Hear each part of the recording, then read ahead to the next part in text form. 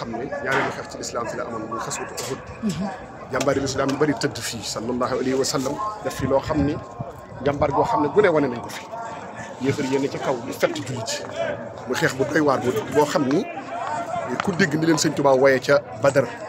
wali raisi suhada i Hamza da nga xam ne barab bu doy waar la Serigne Saliou Ndiaye xasida dana yëkkati bayit yooyu ñu yëkkati fa ay bayit màggale leen ko Seydi Suhada Seydina Hamza moo tëdd fii ak saxaaba yu bëri ñu ngi tëdd fii bismillahi rahmani rahim نور الدارين في خدمة الحاني عن الآرين الحمد لله الذي يصلي على النبي المنتقى المصلي صلى وسلم عليه الله في الله وصحبه ومن والاه وعمر الأملاك أيضا بالصلاة عليه زائدا بذلك علا ثم إلينا وجه الخطاب تكرما وأمضا أتابا فقمت قائلا مع امتثالي أمر جميل جل عن مثالي يا آمرا بأن نصلي على نبينا محمد باب العلا إليك مني بصر مقر وكل عاضي آمين يا رب السماء والأرض يا من له أوصلت خير قرضي يا الله يا رحمن يا رحيم يا ملك يا قدوس يا مكرم يا كفيتني مكاره الدارين كفيتني العارين والنارين صل صلاة جانبي تكرم مع سلام دائم يا أكرم على الذي كرمتني بقدمتي يا حافظا عدمتني من صدمتي سيدنا محمد والآل وصحبه في الآل والمآل وهب لي اليوم وبعد اليوم عدمة كل من أذى واللوم وهب لي اليوم وبعد اليوم عزمة كل من أذى واللوم سيرت قلبي خير علم وإياه سيرت كل خير سعين ضائيا وهب لي اليوم سروعي في الكتاب وما لي اخترت عظمت من عتاب ولتحمي عن معزية كليتي واجعل كفحل الصالحين نية سيدنا محمد والآل وصحبه في الهال والمال عدد معلومات ربنا العليم يا من به وهبت لي خير علوم وصل يا رحمن ولتسلما على الذي تقديمه قد علم سيدنا محمد والآل وصحبه في الآل والمآل وهو آية الإله الكبرى وهو الذي ساق لخير الجبرى وصل يا رحيم ولتسلمي على النبي كسهير العالم وصوردا لابن حمير حمزة ولرئيس الشهداء حمزة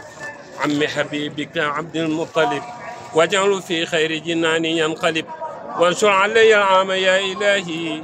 بركة مما ابن عبد الله وبركات صحبه جميعا يا خير مغن لم يزل سميعا واجعله مغنيا عن المربي والتدويل سير به يا ربي ملوكي واجعله كالحج وكالجواري ونجني به من البواري واجعله جنة عن الأوجال وقت الحياة ولدى الآجال وتكفني به أذى الشيطان عند اغترابي ولدى أوطاني واجعله دافع البلاء والغمة دنيا وأخرى عن جميع الأمة واجعله يا ربي بشارة لمن قد آمنوا وأسلموا كل زمن واجعله يا كريم خير الشكر في أبد لي وخير ذكري واجعله يا شكور شكرا فائقا عندك لي ولتكفني البوائق